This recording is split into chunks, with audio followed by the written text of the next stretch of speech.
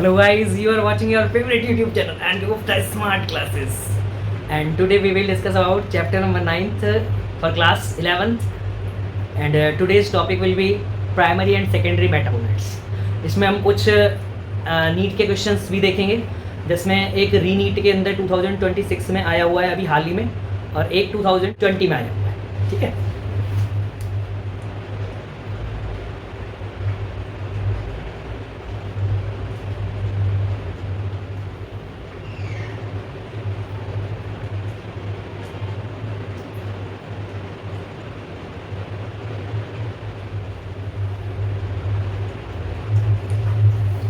ये नोट्स हैं आपके लिए, यहाँ तक आप स्क्रीनशॉट ले सकते हैं. इसमें 2 पेज आपके आ चुके हैं और हम यहीं तक ही पढ़ने वाले हैं आज स्पाइसेस तक, और इसके लिए एक अलग से मैं वीडियो बनाऊंगा क्योंकि ये काफ़ी मोस्ट है. First of all we will define what is biomolecule. If anyone ask about what is biomolecule, you can simply say as it is most essential organic molecule. What it is most essential organic molecule है. It is fundamental building block of cellular components involve in maintenance. इसका मतलब जो metabolic activities है उनको maintain कर रहा है, साथ में रेगुलेट कर रहा है, and regulation of a metabolic activities. I think यहाँ तक बहुत अच्छे से डेफिनेशन याद हो गई होगी. अगर कोई पूछे कि बायोमोलिक्यूल की यूनिट क्या है, किससे मेजर करेंगे, तो बायोमोलिक्यूल की जो यूनिट है वो है मोल पर litre.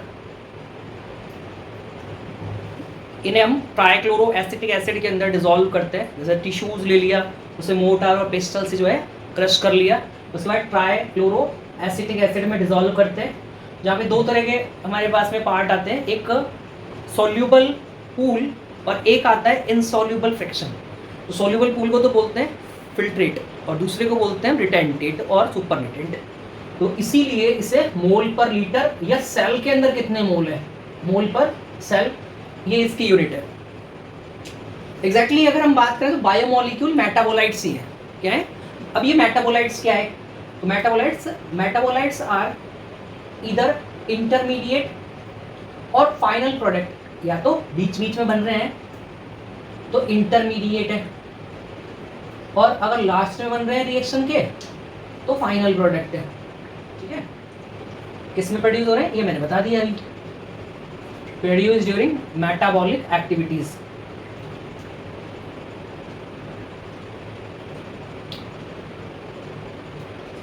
You can simply say as produced during metabolism. ठीक है. And as I told you about that, all metabolites, जैसे आप जानते हैं प्राइमरी एंड सेकेंडरी मेटाबोलाइट्स, तो जितने भी मेटाबोलाइट्स हैं वो सब बायोमोलिक्यूल है. All metabolites are biomolecules. Now we will talk about what is difference between primary and secondary metabolites. तो मैं जितने भी मोस्ट एसेंशियल जो हमारी फिजियोलॉजिकल एक्टिविटीज हैं उनमें पार्टिसिपेट करते हैं, हमारी ग्रोथ में, डेवलपमेंट में, रिप्रोडक्शन में डायरेक्टली पार्टिसिपेट करते हैं. ये परफॉर्म मोस्ट एसेंशियल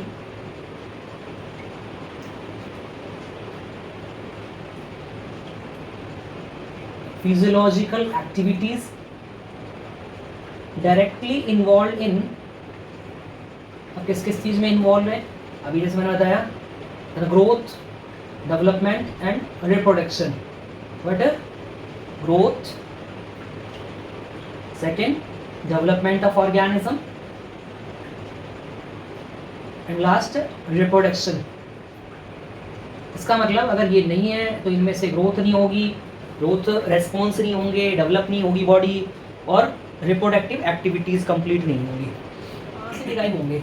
इन नाम से बताया secondary metabolite derive from primary metabolites. कहाँ से निकलेंगे? प्राइमरी वालों से ही मॉडिफिकेशन के थ्रू बन रहे हैं, डिराइव फ्रॉम प्राइमरी मेटाबोलाइट्स। इसका मतलब कार्बोहाइड्रेट, प्रोटीन, लिपिड, इन्हीं से ही बनते हैं सेकेंडरी मेटाबोलाइट्स, इन्हीं का ही मॉडिफिकेशन है। अब ये भी कोई काम आते हैं क्या? वैसे इनके अगर प्लांट्स में रोल देखें तो बहुत ही कम आपको रोल दिखाई देंगे। ये इकोलॉजिकल फंक्शंस प्ले करते हैं। क्या करते हैं? इकोलॉजिकल फंक्शंस प्ले करते हैं, play a crucial role in ecological function. अब ये इकोलॉजिकल फंक्शंस क्या है? जैसे ही इनके फंक्शंस आएंगे हम इनके बारे में भी बात करेंगे।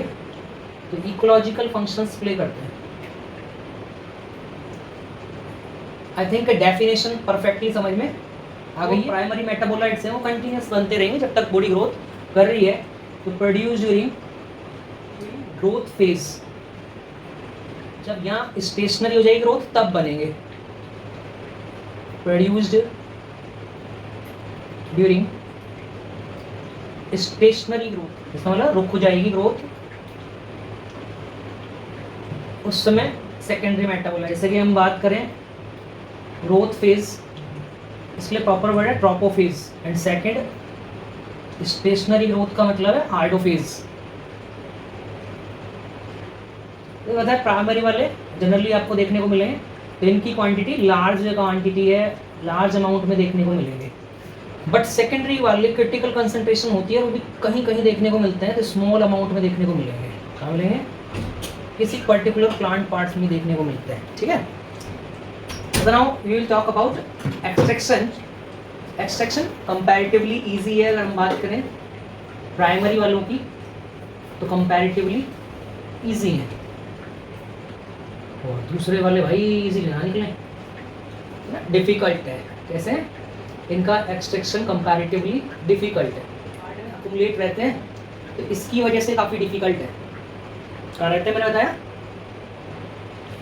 Accumulated, that mean collected in a particular plant part। आपने देखा होगा एल्कलॉइड्स हैं, एक पर्टिकुलर प्लांट पार्ट से ही निकलते हैं। ठीक है, तो नाउ नेक्स्ट अमाउंट। अब क्या सभी जगह पे एक जैसा अमाउंट मिलेगा या सब में मिलते हैं, सभी प्लांट्स में मिलते हैं? हाँ, तो ये आइडेंटिकल है, आइडेंटिकल। इसका मतलब ये सभी प्लांट में मिलेंगे, identical in all plant species. लेकिन अगर यहाँ बात करें तो ये वाले सब में नहीं मिलेंगे। अभी मैंने बताया कि कुछ पर्टिकुलर प्लांट्स में मिलेंगे और एक पर्टिकुलर प्लांट पार्ट्स में रहते हैं, तो ये यूनिक है इनका प्रोपोर्शन। तो इसलिए ये टैक्सोनॉमिक ग्रुप्स को, प्लांट्स को आइडेंटिफाई करने में काम आते हैं। ठीक है, unique for a plant species and found in a particular plant parts, एक पर्टिकुलर प्लांट पार्ट में मिलेंगे। तो फर्स्ट जैसे कार्बोहाइड्रेट है, प्रोटीन है, लिपिड है, इनकी न्यूट्रिटिव वैल्यू भी है।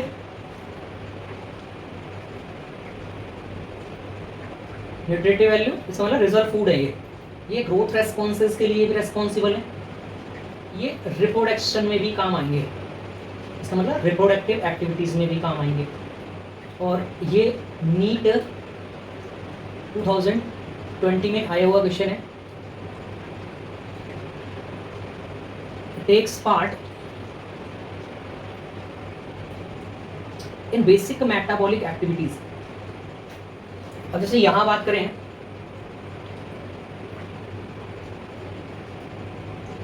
डिफेंस एक्शन परफॉर्म करते हैं, परफॉर्म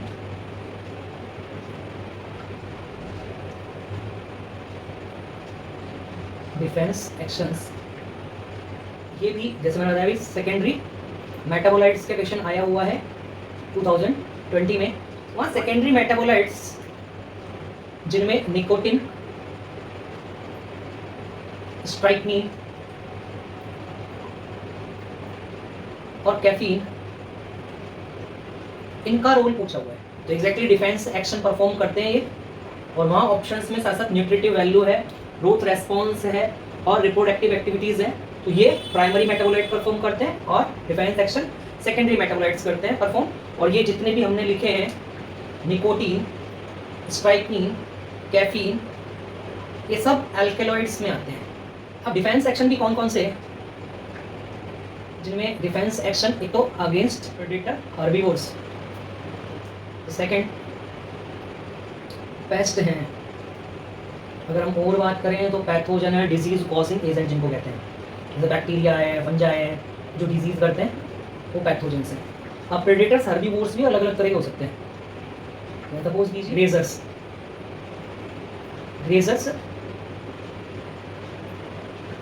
ग्रासेस जो है उनसे अपना नरिशमेंट लेते हैं, ग्रासेस से, इनको ग्रेजर्स बोलते हैं। ठीक है, ब्राउजर्स थॉर्नी बुशेस जो है उनसे अपना नरिशमेंट लेते हैं, जैसे कैमल है, गॉट है, इनको ब्राउजर्स बोलते हैं। ठीक है, गाय है, भैंस है, बकरी, ये ग्रेजर्स में आ गए। जो थॉर्नी जो बुशेस हैं उनसे अपना नरिशमेंट लेते हैं, वो ब्राउजर्स में आते हैं। सेकेंड अगर हम बात करें हेल्प टू विदस्टैंड, अब किससे विदस्टैंड करने में, help to withstand against abiotic stress. Abiotic stress में आ जाते हैं आपके, जैसे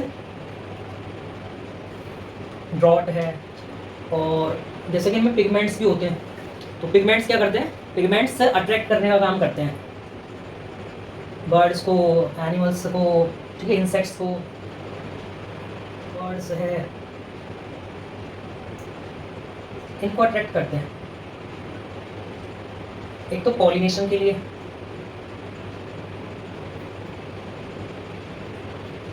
और एक डिस्पर्सल ऑफ सीड के लिए। अभी जैसे हम बात करें एग्जांपल्स, तो बुक में एक टेबल दी हुई है प्राइमरी मेटाबोलाइट्स की, वाटर की और आयंस की, तो उनके परसेंटेज गिवन है। जैसे इस बार रीनीट के अंदर एक क्वेश्चन आया हुआ है एलिमेंट्स बेस्ड, ठीक है, उसके बारे में भी हम बात करेंगे। तो पहले आप इस तरह के क्वेश्चन भी आ सकते हैं, जैसे अभी हम बात कर रहे हैं एग्जाम्पल्स की। तो सबसे ज़्यादा अगर मैं बात करूँ, प्रोटीन प्राइमरी मेटाबोलाइट्स में सबसे ज़्यादा मिलता है, ठीक है, 15% तक मिलता है, 10 to 15%। न्यूक्लिक एसिड जैसे डीएनए है, आरएनए है, उनका कंबाइंड परसेंटेज अगर अपन बात करें तो 5 to 7% है। कार्बोहाइड्रेट की बात करें तो 3% है। लिपिड की बात करें तो लिपिड ओनली 2% है। जैसे मैंने बताया बुक के अंदर, जैसे H2O गिवन है, साथ में आयंस हैं, बट अब ये प्राइमरी मेटाबोलाइट्स के पार्ट नहीं है। तो सभी के परसेंटेज एक बार मैं क्लियर करता हूँ। 70 to 90% वाटर मॉलिक्यूल है, as I told you about that. 10 to 15% protein है। न्यूक्लिक एसिड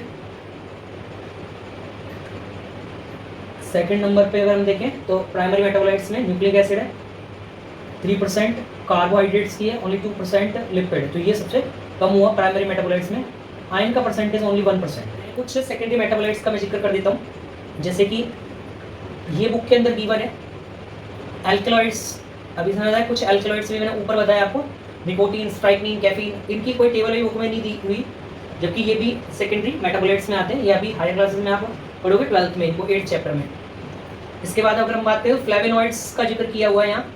फ्लेवेनॉइड्स आते हैं, एंटीबायोटिक्स हैं, स्पाइसेस हैं, सेंट हैं, ये भी सेकेंडरी मेटाबोलाइट्स के पार्ट हैं। 26 में रीनीट में आया हुआ क्वेश्चन है अभी हाल ही में। अगर मैं मेन एलिमेंट्स की बात करूं तो मेन एलिमेंट्स है, उनका परसेंटेज वेट ह्यूमन बॉडी में कितना होता है, तो 96.3% है।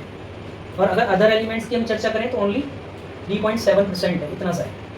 ऑक्सीजन का अमाउंट सबसे ज़्यादा है, ठीक है, 65%। कार्बन का अमाउंट सेकेंड नंबर पे 18.5%। हाइड्रोजन का एनसीईआरटी में 0.5% दिया हुआ है, बट रॉन्ग है। और नाइट्रोजन का दिया हुआ है 3.3। तो ये टिम्बर इनके परसेंटेज भी जैसे याद रहेंगे, ये आपको 65% है।